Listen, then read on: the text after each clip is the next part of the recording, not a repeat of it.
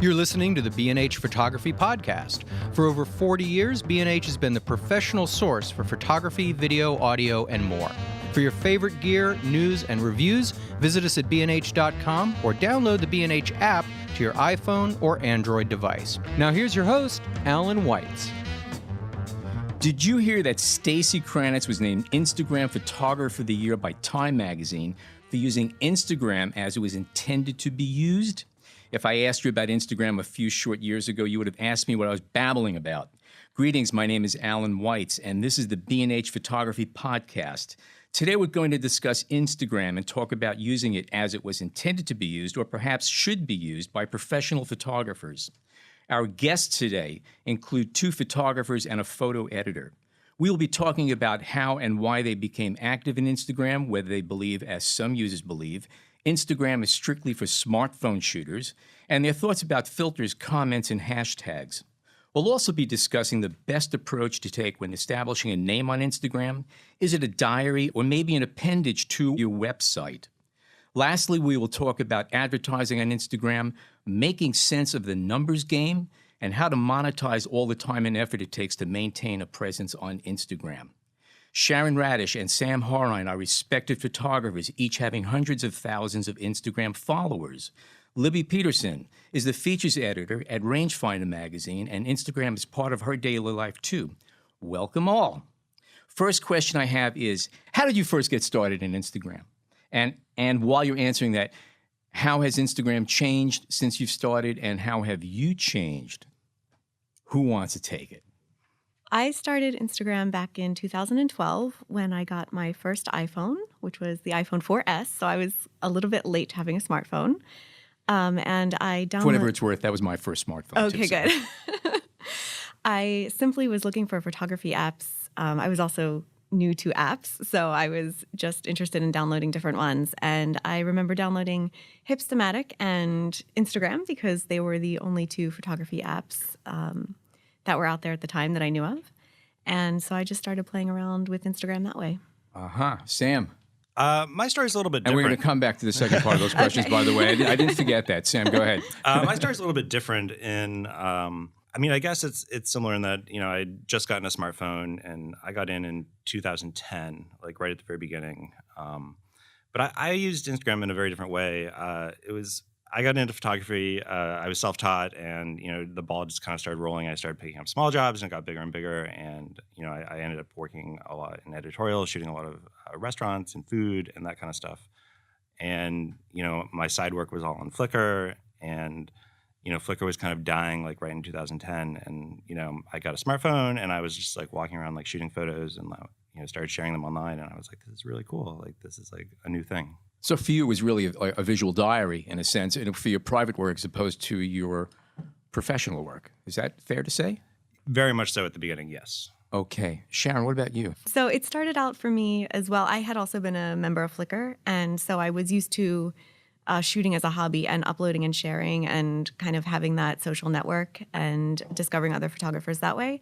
So it made me very happy that I could do all of this from my phone because I always have my phone on me and not necessarily a big camera. Mm-hmm. So it did start as a visual diary, and I still try and keep it as a visual diary as well, but do share some professional work on there as well. Okay. Thank you. For both of you, a question. Instagram was originally a phone app. Is it a majority of your shots that are from a phone or not any longer? It's a mix. I don't know if I can really define a percentage offhand. I was a strict iPhone only for over 2 years, I'd say. And more recently have just started posting some images that I shoot with my DSLR. And it honestly just started for mere quality reasons. That was my next question. And just not really, if I took a shot with my camera, just not having to take the exact same shot with my iPhone, I thought that was a little silly, but I feel like as long as the look is consistent for me, it doesn't quite matter which camera I use. As long as it looks and feels like an Instagram photo, I would post with my phone. And what is an Instagram photo?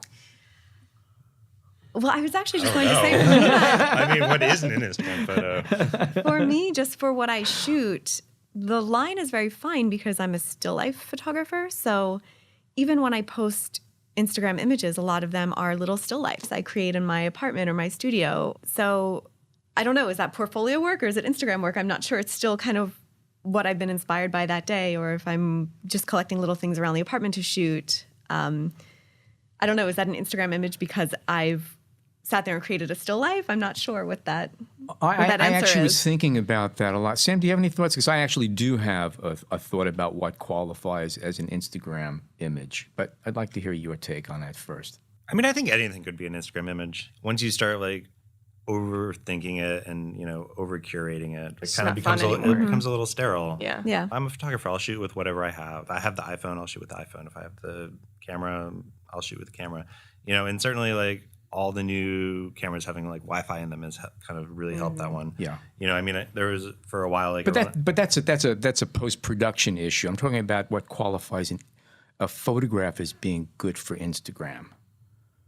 If I like it. If you like it. Okay. Good. That's actually that is one of the important criteria. I'll tell you what my take is on it, and I was thinking carefully about. Then I realized that some pictures work better on Instagram than others, and it clicked on me why some do, and it has to do with the fact that we're looking at a very small visual canvas. Could be a phone, which you're talking about an image that's what, a half-inch tall. Now, the smaller an image is, the less cluttered it has to be. It has to be simpler lines and visual dynamics. So I think what makes an Instagram picture good or appropriate, or one that will pop out at you, is one that has a minimal amount of visual elements in it and a strong visual dynamic. I think also, aside from the actual visual part of the Instagram picture, I think what makes a good Instagram image is that it's a reflection upon what you're doing that day. I think people are very interested in your life and what you're doing. So I think just having that extra personal element creates a better, quote, better Instagram image than maybe just uploading work you shot last week just because you like the picture or want to share it. Libby, as an editor, do you always check a photographer's Instagram account when you're looking at new work? And how important is Instagram from an editor's perspective? If a photographer doesn't have an Instagram, I think it's a little bit unusual just because it's such a great platform to not only share your work, but discover other people's work too. And I think as a photographer, that's really important that you're part of a community. But I always check their Instagram accounts. I always do. I mean, I'll look at the online portfolio usually first. But I find that most photographers don't always update their portfolio as frequently as they do with their Instagram account. Interesting point. Yeah. So yes. If I want to look at really recent work, that's where I'll go.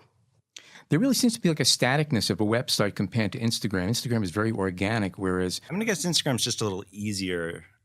I mean, I'm not a web programmer, and so to keep my website updated, it's kind of a pain. Yeah. It's kind of a hassle. Yeah. Uh-huh. Do you find that you're relying more on Instagram than websites? Is there actually a shift going on? I would probably look at both. Okay. Yeah, I don't necessarily think Instagram is a replacement. What do you think? Well, yeah, I mean, like my website personally, like hasn't been updated in a couple of years, and so I love the work that's on there, which is why I still keep it on there, and I do direct people there. But whenever someone's like, hey, what have you been up to? Like a client or something like that, or a potential client, I'm like, oh, like here's go to Instagram, like you can kind of see what's going on. Instagram, Tumblr are kind of the two. I think the beauty of it too for photographers, you guys probably know better, is when you're on assignment, you can actually be updating that. Quite often, there's some very good shots that come out as the tossaways, as the casual shots, which you may not show to an art director or an editor under more formal circumstances. But if you're shooting with Instagram and you're posting the good shots and also tossing in the fun shots, there's a better chance, I think, of having some of the more casual shots, which could be very strong, picked up and used. Whereas before you might say, oh, they wouldn't be interested in that. Any accuracy to that? I completely agree. I mean, I really like that about Instagram, that you see more than what is on your website. Not just updating wise, but, like the outtakes that you're not really going to submit or something. I mean, at Rangefinder, our July-August portrait issue was not it wasn't an outtake, but it was kind of a personal shot. And when I was asking the photographer and requesting various photos, half were taken on assignment, but the other half were really just personal stuff that he wasn't selling or wasn't really promoting at all. But I saw on his Instagram, really liked it. Sharon, any thoughts on that? Do you maintain a website at all? I do, yes. do? And I actually do update it pretty frequently because that is the first thing I do send out to editors and art directors. Uh-huh. And then my Instagram is linked from there, so if they choose to continue on to my Instagram. So I do try and make sure my website is constantly updated. But I do enjoy Instagram for sharing more of those behind-the-scenes photos that may not necessarily make it to my website, but that I still like the feel of them and maybe will like better how they look on my Instagram account as opposed to my portfolio. So it's two different vehicles, and you have a very different attitude about each one of them. It's fair to say the same for you, Sam? I mean, I send people to Tumblr mostly. That's kind of my go-to. Like my workflow very much is, I shoot on a variety of devices. Some of it's iPhone, some of it's DSLR, but all of it goes to my phone to be edited for Instagram. And so, I do a lot of travel work, and when I'm on location, it's like, whatever I'm shooting, I then edit on the phone, use a couple apps, post to Instagram, and then, I'm about 3 months behind, and then that's when it kind of hits. I come back and I have some time off, and I edit all the raw files, and those end up going to Tumblr. If I'm on the road for 6 or 7 days, I'll post 10 shots to Instagram, and then make 4 or 5 sets for Tumblr. So 40 or 50 photos that go to Tumblr, and then from that eventually I'll pull 2 or 3 selects that will go on the website. Do either of you rely on filters a lot, or do you pretty much go with the image that came out of the camera or your phone? I download all the stuff to my phone and I edit on my phone. I like the apps Snapseed and I like Visco, just to kind of clean it up a little bit, straighten things up if they're a little crooked, and maybe bump up the contrast a little bit. But that's about it. I think that's a difference, though, between editing in that sense and filtering in another sense, because I don't know, to me, filters are often used to strengthen what is probably a weaker photograph, either technically or aesthetically, and it sort of becomes a gimmicking thing, whereas, playing around with contrast and tone, I think, is a little bit more innocent and is less, destructive to the intent of the picture. Sharon, what about you? You filter reliant, or are you afraid to answer that question? Not afraid to answer. I'm not filter reliant, but I do use filters sometimes, but it's more to enhance the tones and the contrast because I'm usually familiar with what those filters do and what I'm looking to do with the image while I'm editing it. So if I do use a filter, I usually tone it down to maybe 25 to 30%. So the image will not really look filtered. Just for the record, I do not use filters on any of my Instagram photographs, and that's because I do all of those effects in Photoshop before I upload them. Okay, so add some night sky, a big moon, a guy on a cliff edge. Hashtags. How much time and effort do you put into those? Not much time, not much effort. Mine are very basic, like coffee, interior, style. That's actually, if you narrow down your subject, it does make it a little bit easier. That's true. I'm in the same boat. I don't really hashtag much. Really not at all. I mean, maybe I should. Libby, am I missing out? No, I don't know. Hashtag rangefinder? Actually, I think Libby's actually a good person to ask about that. I hardly ever search through hashtags, actually. I mean, no, not really. Because I find that a lot of people use pretty personal hashtags when they do. Right. I mean, so it's kind of hard to search. I've noticed picture of the day is a very common one to use. So or there's photo some of that's the just day or crazy. something. Say you find somebody who you're interested in, or you're just doing casual browsing. How many pages do you flip back? It's pretty easy to go pretty far back. So I'm not really sure page-wise. So just kind of keep scrolling. But I won't go too far. But I mean, that's a good point. I mean, Instagram has evolved so much as a platform. I look at some of the stuff that I was sharing 2 or 3 years ago, and I think just the feel of Instagram has changed. Oh, yeah. Like, it used to be primarily mobile. Like when I got into it, it was all mobile and everyone was mobile and everyone was very proud to be iPhone only. And, sometime 2 years ago, 18 months ago, like it feels like that all changed. Like I don't really know anyone that shoots primarily mobile anymore. Right. From an editor's perspective, it's it was a huge relief when Instagram finally got its act together and their desktop now you can actually search around for different photographers. Before it was just you can only look at your own page. They've and gotten you really better at can, search for sure. right. Yeah. Like, that's like, I mean, I love searching locations. Like, we were talking about hashtags before, but locations are more like my jam. Like if I'm going somewhere and I'm like, oh, like, what are the top posts for Moscow? And so you could, you type in Moscow and, you can either have the hashtags or the locations and you can kind of, they filter them all by most recent post, top post. And so, it's a great sort of location scouting tool for me. And for travel as well. Do you guys delete images? And if you do, how often? Not so much for me. And, I mean, I like it as the visual diary. Like, I like scrolling back and being like, oh, yeah, like, in June I was in New York City. I like going back and be like, oh, like, here's my summer in photos. Like, this is kind of cool. But, every once in a while I'll be like, I'll go through and I'll look at like, the feed as a grid and be like, why did I post that one? Like, that doesn't really fit in with the feed. Or, I was like, oh, I just really liked it at the time. And, maybe I'll delete it. But as a whole, I mean, I still have my first Instagram post that I put up, which is perhaps the worst photo ever. And everything from there has just been up. So you use that as your base mark or something? It goes up and down.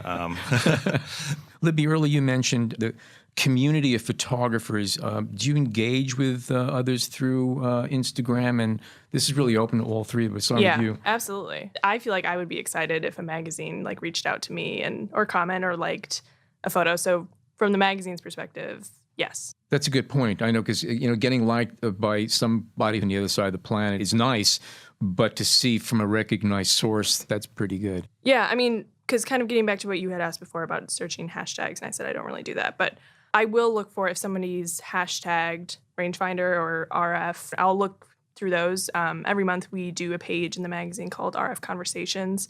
We just kind of round up various ways that the magazine was mentioned. If somebody tweeted at us and we, had a question and we answered it, we'll put that in there. Or if one of our contributors had, a little conversation. We also include some Instagram shots. So I will kind of peruse Instagram to see if somebody, took a photo with our cover or something like that.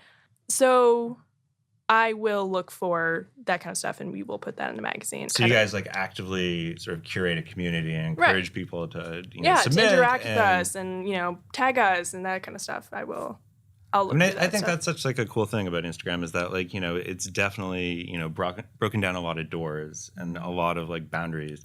As previously, like, I mean, if you wanted to get in touch with an art director, you would send them a promo, you would look for their name and their address, like in the front of the book. Right. And now that's all changed. Like, now, like, I don't send out promo cards. Well, I do every once in a while because, everyone still likes getting mail. Oh, yeah, that's exciting. I mean, and that's still a great way to connect with people. But getting back to the community aspect, I've met so many amazing people through Instagram and, definitely did not see that one coming when I kind of joined the app as like a fun little side project. Mm-hmm. That's something you don't get from a website either. No, right. like never. That's a total there's no different interaction animal. at all. None. Like it's very sterile and very put together. And you're like, okay, like here is a presentation. Whereas Instagram is far more interactive and far more energetic, and you kind of you really get to know these people and you get to know their lives a little bit. Good points. Good points. Do either of you maintain separate Instagram accounts for different types of styles of work or types of work? No, just my It's main just all Instagram out. account is the only one. That's it. Yeah, You're hedging here. You want to talk about it, but go ahead. No. I mean, I have a second account, but I started it and I was like, oh, maybe I'll post like something different here. But I never did it. My personal account, I mean, I kind of like to lump everything in there. Although I've thought more and more as like the main account has grown. I don't ever want to feel hedged in by that community. Right. But it's also it's good to be able to just shoot with complete freedom and not worry about what people are going to say and try new things and just kind of put it out there. Let's get back to the posting. I started to ask about that. How often do you post? How often is it recommended? Because I've heard all kinds of things about you should do it daily, you should do it every other day or every week, or whenever there's a blood moon or something. I mean, I think the one rule that seems to be most beneficial is that you should post with regularity, whether that's every day at 8:15 in the morning or every Friday afternoon. Like whatever your personal rhythm is, like you should try to find like, some regularity, because the people who kind of tune in want to know like They should sense your rhythm. they should sense the rhythm. And how many pictures are you doing at any time? Does that matter? You definitely don't want to bombard your audience. I mean, I think you can definitely post too little for sure. What's too little? How would you define that? Once a week? I don't know. What do you guys think? I'd say once a week is pretty rare to post. Okay. That would be my feeling too, Right. because everyone has shorter and shorter attention spans. A week is an eternity. I guess it just depends on how many people you follow too, how many photos are popping up on your Instagram in general. But no, for rangefinder, last year our Instagram game wasn't very strong. We probably posted once a week.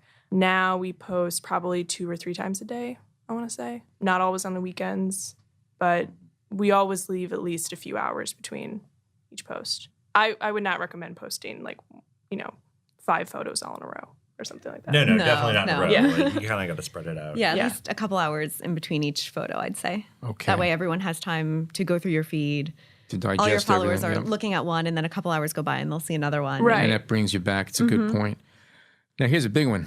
Monetizing. We're all putting all this time and effort into it. And a website, when you go in there, if you're a professional photographer, you're expecting to get clients. Now, Instagram is turning into that kind of a vehicle too. What are your experiences with monetizing your photographs? Any good stories, any interesting things, any aha moments that you've had that you didn't expect when you went into this? Do you mean monetizing as In other words, making money from your pictures. You're putting from photographs up our there. feed or From your brands feed? hiring? Well, both. I mean, are people hiring you because are you selling individual pictures? Are you getting assignments? How has this turned into capital, into money, into feedback, financial feedback? Well, I think with social media in general, it has opened up many doors for photographers to, it's another outlet that people are hiring photographers to do work. So aside from our personal feeds, I feel like a lot of brands are recognizing the importance of Instagram and having good imagery on their Instagram. And they're actually outsourcing to photographers to produce that content for them, which 10 years ago didn't exist. So I think we are very lucky in this day and age that we have that whole other outlet to get work with clients.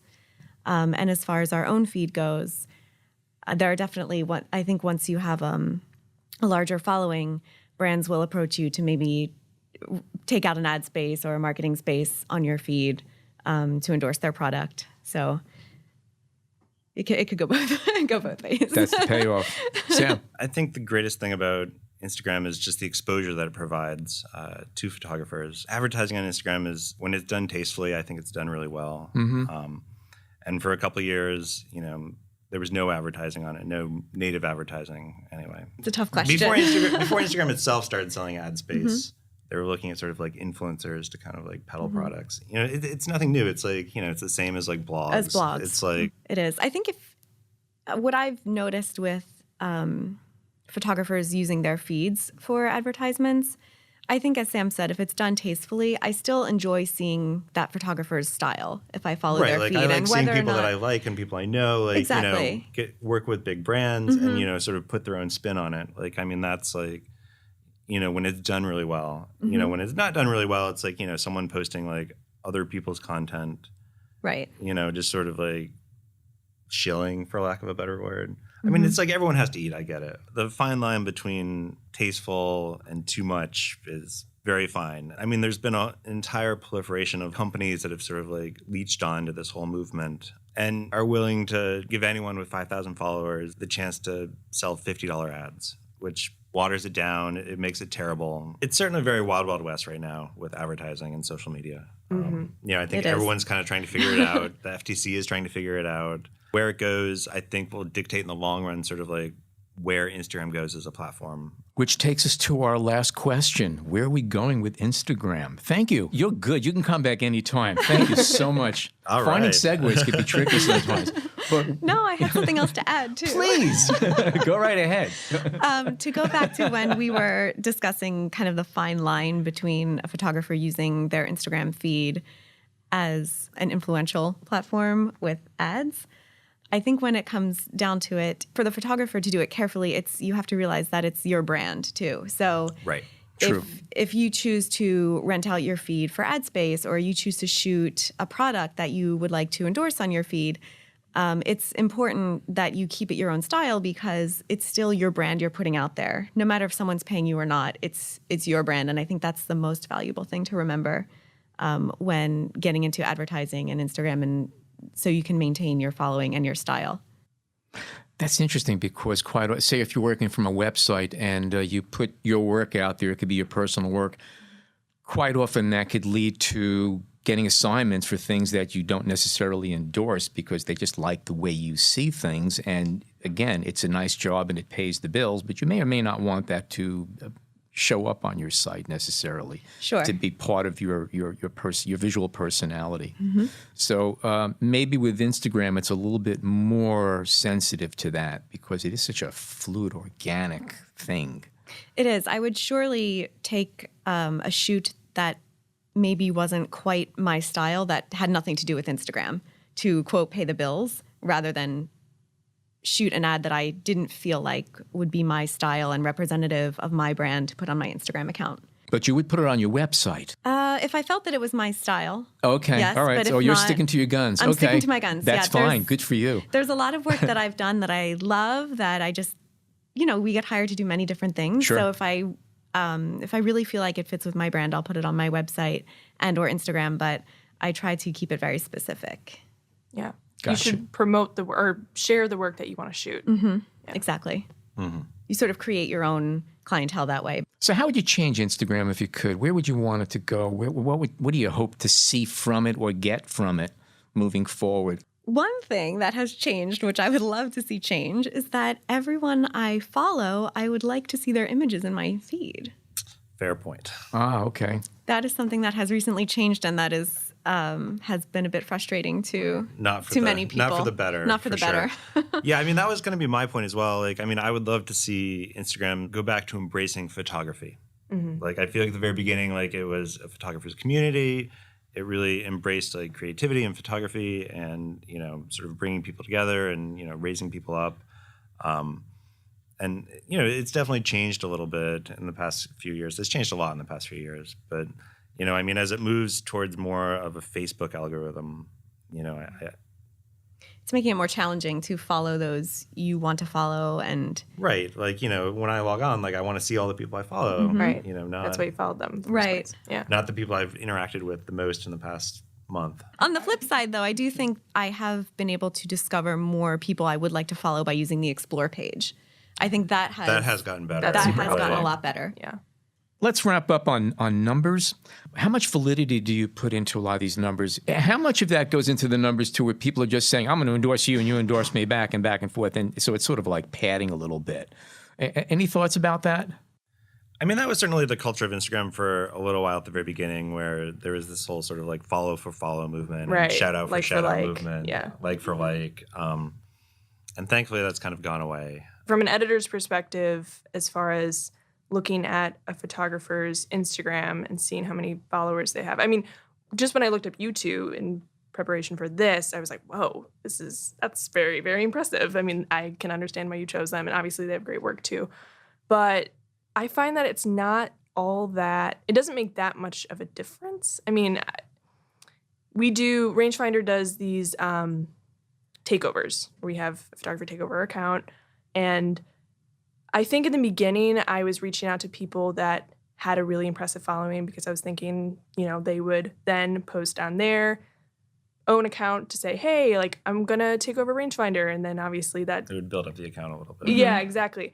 But I found out, I kind of figured out in the end that we got pretty much the same amount of likes and followers, whether we had somebody take over our account who had 90,000 versus 1,000 or 750 followers. I mean, if you have great work, that's what resonates. That's what matters, because that's what Instagram is. It's all visual. So, right. And the consistency of that work too. Right. I think when brands are trying to reach out to people to tag them, to get people traffic to their feed, it's important that they already have really good, consistent content there, because they kind of only have that one chance for people to click through, and that first impression is what is going to decide if they're going to follow or not, or want to keep up with their brand. Exactly. Yeah, I've definitely seen some people do it quite wrong, where people have been like, oh, like, will you mention us and, talk about how we're going to be sharing your content on our feed? And I'm like, sure.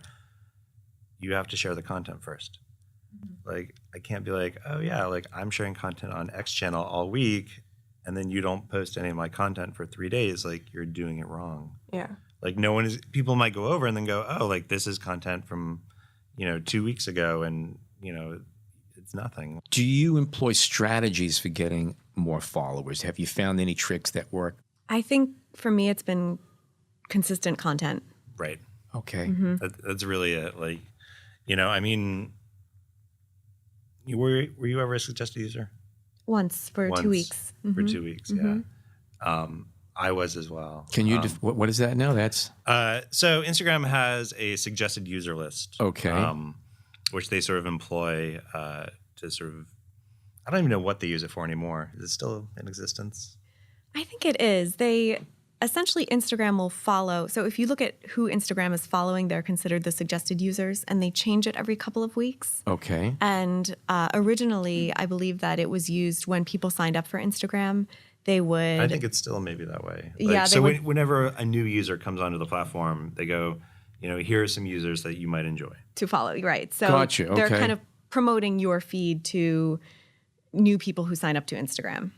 Okay. So what Sam was asking is, have we ever been on the suggested user list? And I think when it first started, they kind of kept rotating the same people on the list as well. But it's changed a bit where you kind of get a 2-week window, I believe. But now most people don't really want to be on it seems. Like when you read like the comments on the groups and stuff like that. Oh, really?